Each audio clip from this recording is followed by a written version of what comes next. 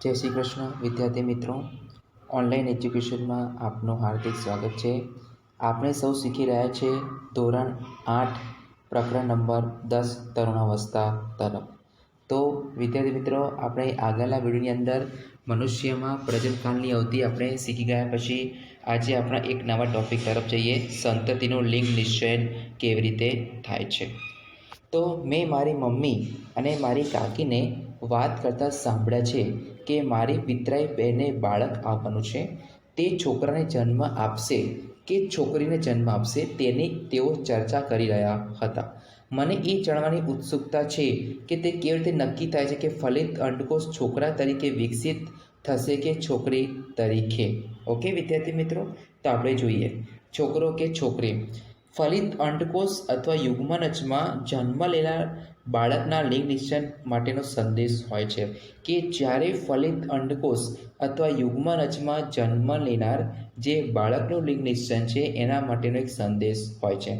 આ સંદેશ ફલિત અંડકોષમાં દોરી જેવા સંરચના અથવા રંગસૂત્રોમાં શું હોય છે, હાજર હોય છે। તો તમે પ્રકરણ 8ને યાદ કરો કે જે રંગસૂત્રો જે આપણા ડીએનએ અને આરએનએ એ રંગસૂત્ર પ્રત્યેક કોષના કોષ કેન્દ્રમાં આવેલા હોય છે। શું છે કે જે રંગસૂત્રો હોય એ રંગસૂત્રો પ્રત્યેક કોષના કોષ કેન્દ્રમાં આવેલા હોય છે।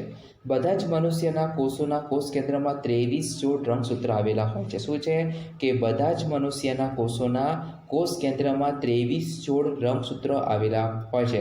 તેમાંથી 2 રંગસૂત્ર એટલે કે 1 જોડ લિંગી રંગસૂત્ર હોય છે। શું છે, 2 રંગસૂત્ર એટલે કે 1 જોડ લિંગી રંગસૂત્ર હોય છે, જેને એક્સ તેમજ વાય રંગસૂત્ર કહેવામાં આવે છે।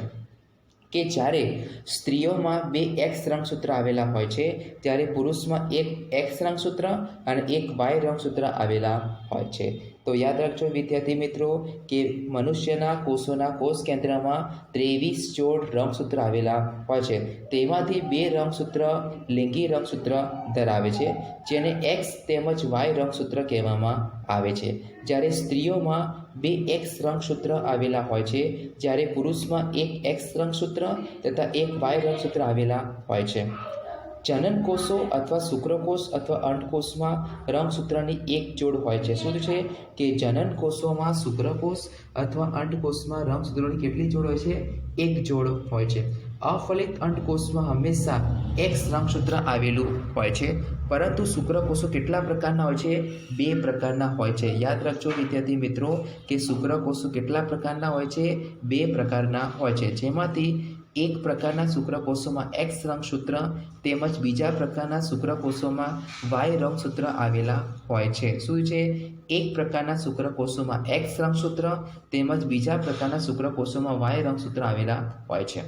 તો આકૃતિ તમે 10.4માં તમે જોઈ શકો છો કે જ્યારે એક્સ રંગસૂત્રવાળો શુક્રકોષ અંડકોષનું ફલન કરે છે, ત્યારે યુગ્મનજમાં 2 એક્સ રંગસૂત્રો થાય છે। શું છે કે એક્સ રંગસૂત્રવાળો શુક્રકોષ જ્યારે અંડકોષનું ફલન કરશે ત્યારે યુગ્મનજમાં 2 એક્સ રંગસૂત્રો થાય છે, તે માદા શિશુમાં વિકાસ પામશે। જો અંડકોષનું ફલન કરવાવાળા શુક્રકોષમાં વાય રંગસૂત્ર હશે તો યુગ્મનજ નર શિશુમાં શું કરશે, વિકાસ પામશે। તો આ રીતે મનુષ્યમાં જે લિંગ નિશ્ચય છે એ જન્મ પહેલાં શિશુનો લિંગ નિશ્ચય તેના પિતાના લિંગી રંગસૂત્રો દ્વારા કરવામાં આવે છે, અને એ ધારણા હતી કે બાળકનું લિંગ તેની માતા દ્વારા નક્કી કરવામાં આવે છે। શું છે કે બાળકનું લિંગ કોના દ્વારા, તેની માતા નક્કી દ્વારા કરવામાં આવે એ સંપૂર્ણપણે ખોટી છે, અને તેને માટે દોષિત માનવી પણ કેવી છે, અયોગ્ય છે। ત્યારબાદ આપણે શીખીએ લિંગી અંતઃસ્ત્રાવ। તો આકૃતિ 10.3નું પુનઃ અવલોકન કરી જોઈએ। પિટ્યુટરી ગ્રંથિ દ્વારા સ્ત્રવતા અંતઃસ્ત્રાવ જનન અંગોને અનેક અંતઃસ્ત્રાવ ઉત્પન્ન કરવા માટે ઉત્તેજિત કરે છે। શું છે કે પિટ્યુટરી જે ગ્રંથિ છે એના દ્વારા સ્ત્રાવ થતા અંતઃસ્ત્રાવ જનન અંગોને અનેક અંતઃસ્ત્રાવ ઉત્પન્ન કરવા તેમને શું કરે છે, ઉત્તેજિત કરે છે।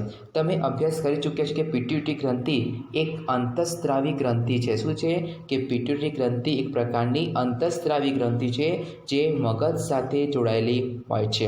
તો પિટ્યુટરી ગ્રંથિ શુક્રપિંડ તેમજ અંડપિંડ સિવાય આપણા શરીરમાં થાઇરોઇડ, સ્વાદુપિંડ તેમજ એડ્રિનલ ગ્રંથિ, અધિવૃક્ક એટલે કે એડ્રિનલ ગ્રંથિ જેવી કેટલીક અન્ય અંતઃસ્ત્રાવી ગ્રંથિઓ પણ તેને કહેવામાં આવે છે. તો આ રીતે પિટ્યુટરી ગ્રંથિ એ મગજ સાથે જોડાયેલી હોય છે. શુક્રપિંડ તેમજ અંડપિંડ સિવાય આપણા શરીરમાં થાઇરોઇડ, સ્વાદુપિંડ, એડ્રિનલ જેવી અન્ય અંતઃસ્ત્રાવી ગ્રંથિ તરીકે ઓળખવામાં આવે છે. તો વિદ્યાર્થી મિત્રો, તમને આકૃતિ 10.5માં મનુષ્યમાં અંતઃસ્ત્રાવી ગ્રંથિનું સ્થાન તમને દર્શાવે છે. પિટ્યુટરી જે મગજના ભાગ જોડાય છે, થાઇરોઇડ ગ્રંથિ જે ગળાના ભાગમાં જોડાયેલી છે, એડ્રિનલ ગ્રંથિ, સ્વાદુપિંડ, માદામાં અંડપિંડનું સ્થાન અને શુક્રપિંડ. તો બુચોને પહેરીને યાદ છે કે જ્યારે તે તેની માસીના ઘરે ગયા હતા જે ડૉક્ટર હતા. શું છે કે બુચોને પહેલીને યાદ છે કે જ્યારે તે તેની માસીના ઘરે ગયા હતા જે કેવા હતા? ડૉક્ટર હતા. ત્યારે તેમણે ત્યાં કાકા નામના છોકરાને જોયો હતો. કાકા નામના છોકરાને તેણે જોયો હતો જેનું ગળું વધારે પડતું ફૂલેલું હતું. એનો ગળાનો જે ભાગ હતો એ વધારે ફૂલેલો તેને દેખાયો હતો. તેમની માસી તેમને જણાવ્યું કે કાકા ગોઈટર નામના રોગથી પીડાતા. જે ગળાનો જે ભાગ છે બરાબર એ ફૂલેલો છે, જે આપણે ગોઈટર નામના રોગ તરીકે ઓળખીએ છીએ, એટલે કે થાઇરોઇડ ગ્રંથિ, બરાબર. તો એ થાઇરોઇડ ગ્રંથિના રોગથી પીડાતા હતા. તો કાકાની થાઇરોઇડ ગ્રંથિ થાઇરોક્સિન અંતઃસ્ત્રાવ ઉત્પન્ન કરતી ન હતી. તેમની માસી એ પણ જણાવ્યું કે તેમના માસા મધુપ્રમેહ એટલે કે ડાયાબિટીસથી પણ પીડાતા હતા, કારણ કે તેમનું સ્વાદુપિંડ એટલે કે ઇન્સ્યુલિન અંતઃસ્ત્રાવ પર્યાપ્ત માત્રામાં ઉત્પન્ન કરતું નથી. બુચો તેમજ પહેલી તેમના દવાખાનામાં લટકાવેલા ચાર્ટમાં દર્શાવેલા આવેલા એડ્રિનલ ગ્રંથિ વિશે તેમને પૂછ્યું. તો ત્યારે તેમની માસીને જણાવ્યું કે એડ્રિનલ ગ્રંથિ એક અંતઃસ્ત્રાવને ઉત્પન્ન કરે છે. શું છે કે એડ્રિનલ ગ્રંથિ છે એક પ્રકારના અંતઃસ્ત્રાવને શું કરે છે? ઉત્પન્ન કરે છે. રુધિરમાં ક્ષારની માત્રાને શું કરે છે? સંતુલનમાં રાખે છે. જે આપણા શરીરમાં જે રુધિર આવેલું છે એ રુધિરમાં ક્ષારની માત્રાને શું કરે છે? સંતુલનમાં રાખે છે. એડ્રિનલ ગ્રંથિ એડ્રિનલિન નામનો અંતઃસ્ત્રાવ ઉત્પન્ન કરે છે. શું છે કે એડ્રિનલ ગ્રંથિ એડ્રિનલિન નામનો અંતઃસ્ત્રાવ શું કરે છે? ઉત્પન્ન કરે છે. એડ્રિનલ સ્ત્રાવ ગુસ્સો, ચિંતા, ઉત્તેજનાની અવસ્થા તણાવની સ્થિતિને નિયંત્રણમાં રાખવાનું શું કરે છે? કાર્ય કરે છે. શું છે કે એડ્રિનલ ગ્રંથિએ એનો સ્ત્રાવ ગુસ્સો, ચિંતા તથા ઉત્તેજનાની અવસ્થામાં તણાવની સ્થિતિને નિયંત્રણમાં રાખવાનું શું કરે છે? કાર્ય કરે છે. જ્યારે થાઇરોઇડ ગ્રંથિ જે ગળાના ભાગમાં આવેલી હોય છે એ થાઇરોઇડ ગ્રંથિ તેમજ એડ્રિનલ ગ્રંથિ, પિટ્યુટરી ગ્રંથિ દ્વારા સ્ત્રાવિત અંતઃસ્ત્રાવના માધ્યમો દ્વારા મળતા આદેશ અનુસાર જે પોતાના અંતઃસ્ત્રાવને શરીરમાંથી શું કરે છે? મુક્ત કરે છે. અને આ રીતે પિટ્યુટરી ગ્રંથિ એ શરીરમાં આવેલી વૃદ્ધિ અંતઃસ્ત્રાવ પણ ઉત્પન્ન કરે છે, જે વ્યક્તિની સામાન્ય વૃદ્ધિ માટે શું છે? ખૂબ જ જરૂરી છે. તો યાદ રાખજો વિદ્યાર્થી મિત્રો કે થાઇરોઇડ તેમજ એડ્રિનલ ગ્રંથિ, પિટ્યુટરી ગ્રંથિ દ્વારા સ્ત્રાવિત અંતઃસ્ત્રાવના માધ્યમ દ્વારા મળતા આદેશ અનુસાર પોતાના અંતઃસ્ત્રાવને શું કરે છે? મુક્ત કરે છે. જે પિટ્યુટરી ગ્રંથિ વૃદ્ધિ અંતઃસ્ત્રાવ પણ ઉત્પન્ન કરે છે, જે વ્યક્તિની સામાન્ય વૃદ્ધિ માટે શું છે? ખૂબ જ જરૂરી હોય છે. તો આ રીતે અન્ય પ્રાણીઓ પણ શું કરી શકે છે? અંતઃસ્ત્રાવ ઉત્પન્ન કરે. શું કરે છે કે જે અન્ય પ્રાણીઓ છે એ શું કરી શકે છે? અંતઃસ્ત્રાવ પણ ઉત્પન્ન કરી શકે છે. તો આ રીતે અન્ય પ્રાણીઓ પણ અંતઃસ્ત્રાવ ઉત્પન્ન કરે છે. શું પ્રજનન પ્રક્રિયામાં તેમનું પણ કોઈ પણ યોગદાન હોય છે? તો હા, તેમનું શું હોય છે? અનેક પ્રકારની યોગદાન તેમનામાં રહેલું હોય છે. તો એડ્રિનલ ગ્રંથિ એ રુધિરમાં ક્ષારની માત્રાને સંતુલન રાખવાનું કાર્ય કરતો શું કરે છે? અંતઃસ્ત્રાવ ઉત્પન્ન કરે છે. એડ્રિનલ ગ્રંથિ બીજા એક અંતઃસ્ત્રાવ પણ ઉત્પન્ન કરે છે, એડ્રેનાલિન પણ કહેવામાં આવે છે. ત્યારબાદ કીટકો અને દેડકામાં જીવનચક્ર પૂર્ણ કરવા માટેનો અંતઃસ્ત્રાવનો ફાળો શું છે? તો તમે વિદ્યાર્થીઓ રેશમના કીડા દેડકાના જીવનચક્ર વિશે તમે અભ્યાસ તો કરી ચૂક્યા હશો. તો ઈયળને વયસ્ક ફૂદામાં રૂપાંતર સુધી અનેક તબક્કાઓમાંથી તેમને શું કરવું પડે છે? પસાર થવું પડતું હોય છે. તો આપણે ધોરણ 7ની અંદર પણ તેનો અભ્યાસ કર્યો છે કે રેશમના કીડાના જીવનચક્રને યાદ કરો. તેવા જ પ્રકારના ટેડપોલને પણ આપણે પુખ્ત દેડકો બનાવવા માટે અનેક તબક્કાઓમાંથી પસાર થઈ ચૂક્યા, જે આપણે પ્રકરણ 9ની અંદર આપણે શીખ્યા હતા. લાર્વામાંથી પણ પુખ્ત બનવાના આવા કીટકોના પરિવર્તનને કાર્યતરણ પણ કહેવામાં આવે છે. શું છે કે લાર્વામાંથી પુખ્ત બનવાના પરિવર્તનને કાર્યતરણ કહેવામાં આવે છે. કીટકોમાં કાર્યતરણનું નિયંત્રણ કીટ અંતઃસ્ત્રાવ દ્વારા, કીટકોનું જે કાર્યતરણની જે પ્રક્રિયા થાય છે એના પરિવર્તનની ક્રિયા એ કીટ અંતઃસ્ત્રાવ દ્વારા થાય છે. દેડકામાં થાઇરોઇડ દ્વારા સ્ત્રવિત અંતઃસ્ત્રાવ થાઇરોક્સિન વડે તેનું નિયમન થાય છે. ત્યારે થાઇરોક્સિનના ઉત્પાદન માટે પાણીમાં કોની હાજરી આવશ્યક હોય છે? આયોડિનની. કોની? આયોડિન. તો યાદ રાખજો કે થાઇરોક્સિનના ઉત્પાદન માટે પાણીમાં આયોડિનની હાજરી શું છે? આવશ્યક હોય છે. ટેડપોલ જે પાણીમાં વૃદ્ધિ કરી રહ્યા હોય, જો તેમાં પર્યાપ્ત માત્રામાં આયોડિન ન હોય તો ટેડપોલ પુખ્ત દેડકામાં પરિવર્તિત થતો નથી. શું છે કે જે ટેડપોલ છે એ પાણીમાં વૃદ્ધિ કરી રહ્યા હોય તો પર્યાપ્ત માત્રામાં આયોડિન ન હોય તો ટેડપોલ પુખ્ત દેડકામાં પરિવર્તિત કરી શકતો નથી. તો આ રીતે જો વ્યક્તિના આહારમાં પર્યાપ્ત આયોડિન ન હોય તો શું તેને થાઇરોક્સિનની ઉણપથી ગોઈટર થઈ શકશે? હા. તો જે એના આહારમાં આયોડિન ન હોય તો થાઇરોક્સિનની ઉણપથી ગોઈટર નામનો રોગ તેને થઈ શકે છે, જેની સંપૂર્ણ કાળજી રાખવામાં આવે છે.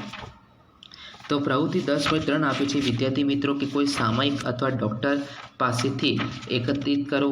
આયોડિનયુક્ત મીઠાના મહત્ત્વ પર એક નોંધ તૈયાર કરો. જે તમે જાણકારી ઇન્ટરનેટના માધ્યમથી પણ તમે તૈયાર કરી શકો છો. તો આયોડિનયુક્ત મીઠાનો ઉપયોગ વધુ આગવું મહત્ત્વ ધરાવે છે. આપણા દેશમાં મોટાભાગના વિસ્તારોમાં પીવાના પાણીમાં આયોડિનનો અભાવ હોય છે. શું છે કે આપણા દેશમાં મોટાભાગના વિસ્તારોમાં પીવાના પાણીનો શું હોય છે? પીવાના પાણીમાં આયોડિનનો અભાવ છે. આપણા દેશમાં થાઇરોક્સિન અંતઃસ્ત્રાવ જે છે એના સ્તંભની તકલીફો વધારે પ્રમાણમાં જોવા મળે છે. જે થાઇરોક્સિન અંતઃસ્ત્રાવની ઉણપથી કયા પ્રકારનો રોગ થાય છે? ગોઈટર નામનો રોગ થાય છે.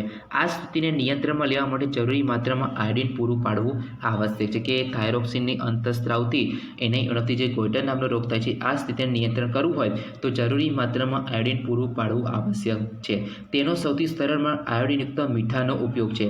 આયોડિનયુક્ત મીઠું જે શરીરને દૈનિક આયોડિનની જરૂરિયાતો સંતોષે છે અને થાઇરોઇડ ગ્રંથિનું કાર્ય યોગ્ય રીતે જાળવી શકાય. તો આ રીતે આયોડિન મીઠું ખૂબ જ મહત્ત્વનું હોય છે. ત્યારબાદ આપણે જોઈશું સ્વાસ્થ્ય. તો વ્યક્તિની શારીરિક તેમજ માનસિક તંદુરસ્તી તે વ્યક્તિનું શું કહેવામાં આવે છે? સ્વાસ્થ્ય કહેવામાં આવે છે. યાદ રાખજો વિદ્યાર્થી મિત્રો કે વ્યક્તિની શારીરિક તેમજ માનસિક તંદુરસ્તી વ્યક્તિનું સ્વાસ્થ્ય કહેવામાં આવે છે. કોઈપણ ઉંમરની વ્યક્તિના શરીરને સ્વસ્થ રાખવા માટે તેની સંતુલિત આહારની ખૂબ જ જરૂરિયાત હોય છે. શું છે? કોઈપણ વર્ષની ઉંમરની વ્યક્તિ હોય એનું શરીરને સ્વસ્થ રાખવું હોય તો એને સંતુલિત આહાર આપવામાં આવે છે. વ્યક્તિએ પોતાની સ્વચ્છતાનું ધ્યાન પોતે જ રાખવું જોઈએ તેમજ પર્યાપ્ત શારીરિક કસરત પણ કરવી જરૂરી છે.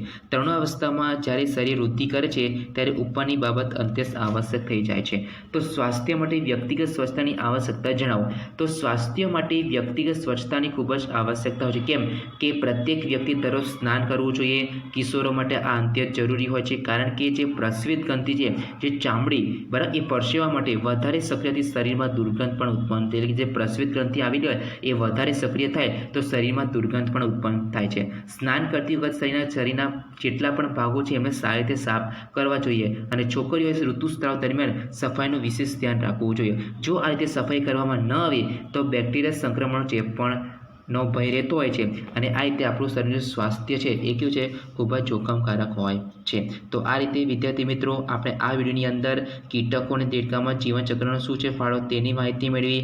ત્યારબાદ સ્વાસ્થ્ય વિશેની આપણે જાણકારી મેળવી. ત્યારબાદ આપણે થાઇરોઇડ ગ્રંથિ દ્વારા ગોઈટર નામના રોગની સંપૂર્ણ જાણકારી મેળવી. ત્યારબાદ મનુષ્યમાં અંતઃસ્ત્રાવી ગ્રંથિનું સ્થાન ક્યાં છે.